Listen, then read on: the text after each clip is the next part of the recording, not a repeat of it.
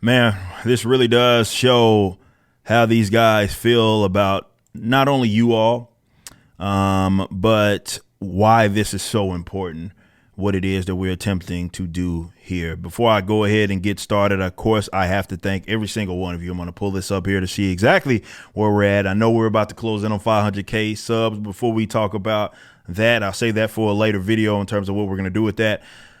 We are at over 40,000 total purchases, 3.47. We're 30,000 away from 3.5 million. Thank you guys so much for the continued support of ISOM issue number 1. You can still get in. Cover C, there's the Rippaverse hat you can still get in on. There's the ISOM poster you can still get in on.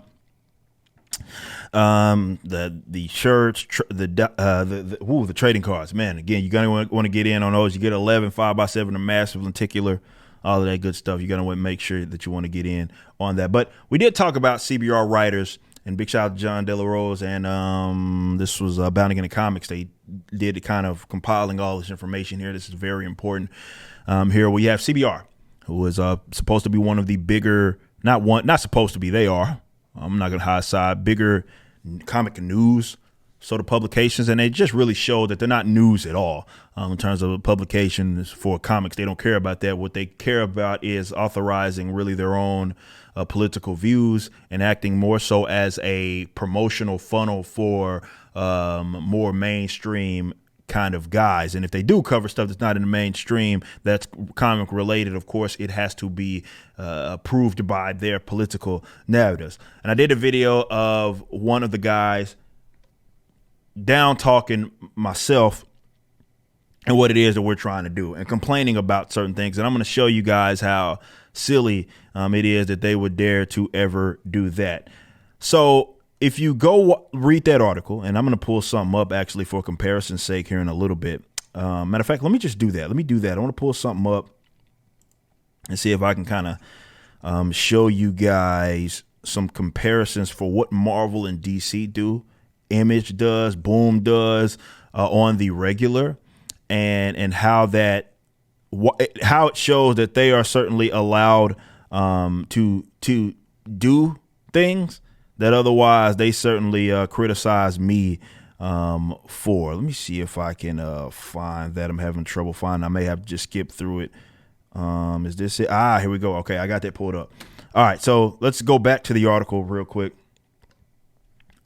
Here. Bam. All right, there we go. So we saw David Harth. He was the guy that we talked about. And this is what he said. Now, this is all centered around the cost of the book, which is $35 plus tax. And if you pay for shipping, yeah, you're going to pay for shipping as well. There is a way that you can get it for just that $35 rate if you do go to one of these select comic book shops, retailers that are going to have it, or online retailers for that. There are some online retailers that will have it as well. We'll have that list out to you guys. But if there's an online retailer, they sell a multitude of other things, and maybe you can bundle it with other stuff. You spend $80 or something like that, and you get free shipping or whatever. So there will be ways to get it without all of that. But it is ultimately a $35, 96-page premium quality book. It's very sturdy in terms of the bound as well. It'll be soon, as well as the not cheap at all. No, it's none of the way Marvel and the covers are the same freaking for their little floppies. Covers the same, actually worse quality than the interiors. It's not what we have here. It's printed in America, not China. This is really good paper quality and all of that. So there's that. So remember that. And this is what David Harth, of course, said. He said it right here. You can go get Saga Volume 1, over 100 pages of excellent comic for $10. The Merry Deaths of Layla Starr for $13. Watchmen for $25. This isn't a good value. You are just brainwashed. So this guy just called customers of the Rippaverse brainwashed. He just did that. This is a CBR writer, and I'm not going to sit up here and say, oh, he represents all of what CBR thinks, but there is a common theme of multiple CBR writers saying the same thing, despite them not covering which really, like Ryan Kendall put it, just the biggest story in comics right now. If you consider that a guy just kind of came in outsold a lot of the big dogs in terms of graphic novels, outsold a lot of them, and he did it his own way. Like, this should be the biggest story in comics, but it's not to them because of what it entails. So they're trying to do all these comparisons to, I guess, other guys that are selling certain books, being very disingenuous about it. Like, of course, Watchmen is a compilation of a bunch of comics. If he's talking about Watchmen, let's say, as a graphic novel, which is old repackaged material that came out before I was even alive, I would not sell, let's say, if we have the Ill-Advised arc, which is the Ill-Advised Part 1 is ISOM issue number 1. If we had the Ill-Advised arc, say if it was 3 books, that's on the upward of 290 some pages maybe, I would not put that out for whatever 35 times 3 is. I wouldn't do that, right? It's repackaged old material just compiled into one. I wouldn't charge that. But that's the equivalent of what they're trying to compare it to with Watchmen, it being constantly reprinted. They're saying they're trying to compare my new book, right? New material to the old compiled material, which is very disingenuous. And this is supposed to be a comic book expert because he does brag about him being in comics for 30 years. But he wasn't the only CBR writer that has some issues. This guy right here, Ant, says, just because I deliberately made it unaffordable to purchase doesn't mean that it's too expensive.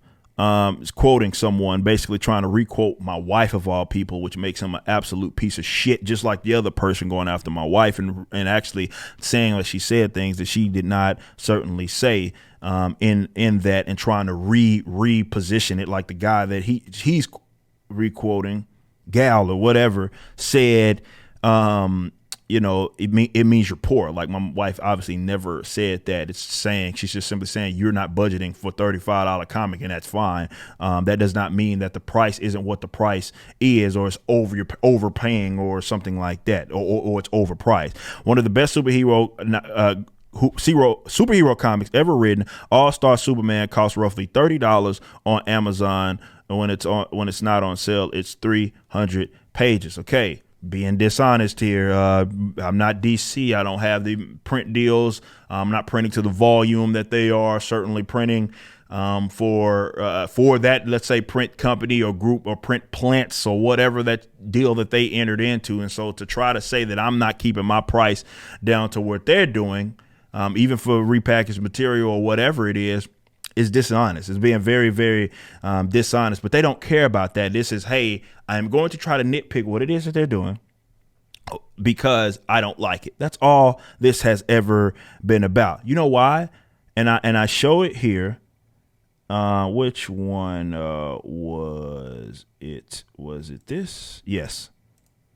So as I took a picture, right, there are multiple variants for books that have less page count than mine, that all of the major indies and the big two put out. That, like, for example, Image, this James Tynion cover is almost $50. And this is not like aftermarket or something. This is the first retailers, which in this case it was Midtown, are selling it for that much because that's what they feel that it is worth. I'll explain that in a minute. Amazing Spider-Man has on the upward of, it's 40,000. He's a variant that costs this much. And some of these are brand new. In fact, let's go do this. We'll go right to Midtown as an example, and I'll explain how they're able to get away with this. Let me mute that real quick. I'll explain how they're able to get away with it. It's one of the biggest gripes that I have with how they do distribution anyway, by the way. So Marvel, by the way, and DC, they don't distribute their own like books. They go through another distributors. So it's basically you're the third person that got the book when you are the actual customer. It's Marvel prints it. So Diamond Gold says, this pre-orders, blah, blah, blah. If it's Diamond, it may be Penguin, whatever publishing house, distribution house or whatever. I know it kind of got split up a little bit with the COVID situation, but historically it was Diamond. Diamond basically controlled the entire distribution market for comics. So Diamond goes to them. They print. Marvel, DC prints. They would then give it to print it, of course. They would then give it to Diamond, and then Diamond would get it to you as a retailer, right? So the retailer would then get it from Diamond. So let's look up some of these variants that are and how they're going right now. I'm going straight to Midtown Comics, and we'll go with some of the newer ones. We'll say let's go with we'll have the price be that above, and we'll just kind of go down. Books that aren't even out yet. Axe Judgment Day, and a lot of these are floppies. Cover F's. Alex Horley variant cover is going for $45 right now. This Basic Spider-Man is $22. Some of these variants, $45 for Merck Publishing. Image is $22. $45 for the Department of Truth. Look at all these $90, right, for a Spider-Gwen book. So for you guys that don't know how the market works, it's such a screwed up thing in terms of how they do this. There are some variants that they're going to mass print for sure. But how they do it is they'll say, hey, for every X amount of prints, there's going to be one variant that you'll get. You know what I mean? That they'll print of that variant. So it makes that variant rare, of course. And sometimes these variants are just lazy, like they're not even a entirely different cover from the main cover. Often it's just a different color. It's the same drawing, same art, same like actual line art with a slightly different palette or whatever, or color that they're using for some things, right? And they'll sell that, and that'll get sold for like $50, sometimes even on the upward of $500. I've seen Amazing Spider-Man variants going for like $500. DC. This book, again, this is a book that comes out.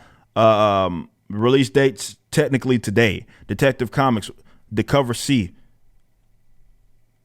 It's $40.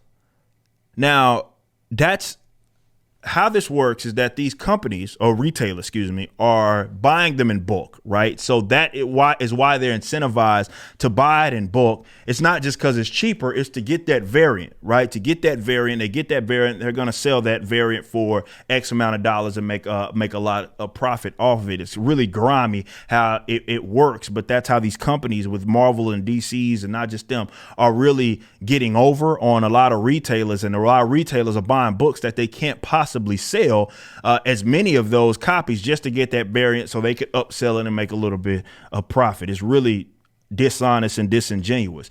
But that is accepted as an industry standard, where these guys are basically trying to force you to buy this stuff as a comic book retailer, just to try to, hey, you want a little money, right?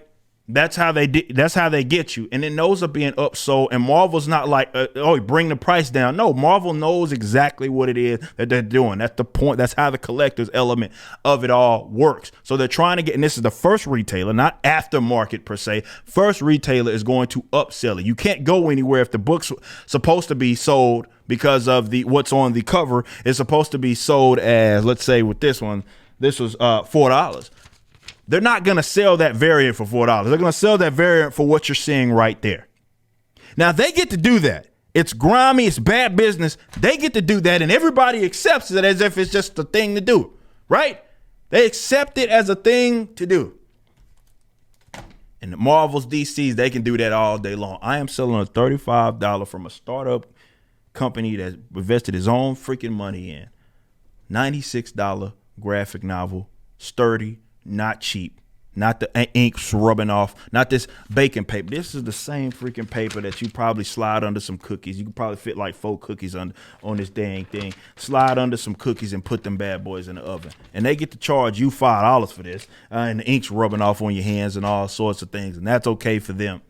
Right. And they're not even charging that much. That's what again, is just going for. And they'll sell it digitally that way. But the retailers are selling it for that much, though. Of course, they bought it cheaper because of the book and all of that. So they're maybe 40% off or 30% off, whatever it is that they're getting, so they can make a little bit of profit off of it.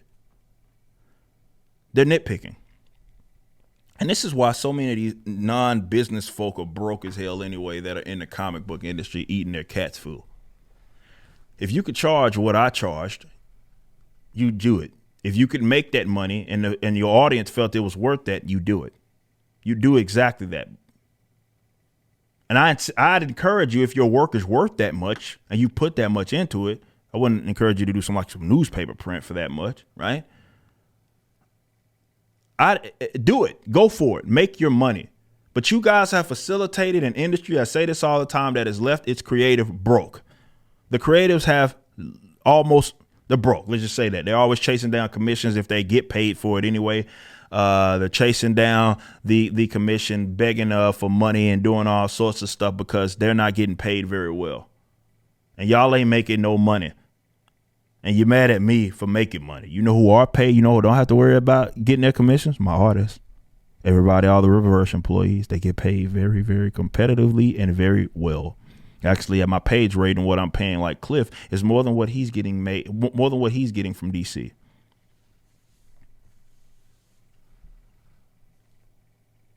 And I'm doing that, don't have nearly the resources. See, this is about old guard protection, but this because the old guard right now is peddling their political views, which is why, and I'm going to see if we can find that.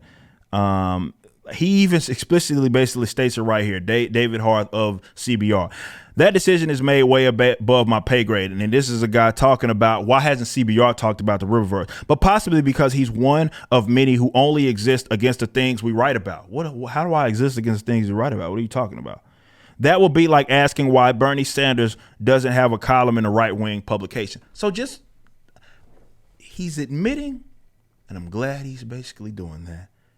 You run a political organization, a political publication, masking itself as a comic book one. And that's fine. Just admit it. Stop pretending like you're objective comic book news when you aren't. And I'm not begging you for anything. I don't know if you guys saw the post. I can't remember if I talked about it. I don't know if you saw the post where he went back with me trying to express something of that nature. And he was like, "Oh, well, it's a comic book. It's why should we platform you?" So it is about the fact that I don't think like you socially, and I'm not perpetuating your social views. Oh, well, why didn't you just say that all along? I mean, we knew it, but just say that. You don't need to pretend.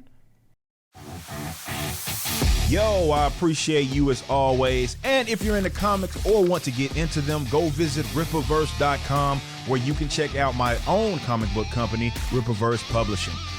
Our first book, ISOM #1, is currently up for pre-order right now. You can also check out the company trailer and the ISOM campaign trailer so that you can make an informed purchase. We've cleared over $3.3 million in sales, and many of our supporters are viewers just like yourselves. And because of that, I have to thank you all personally. I do appreciate you. I can't wait for you to learn more about ISOM himself and already fan favorite Yaira.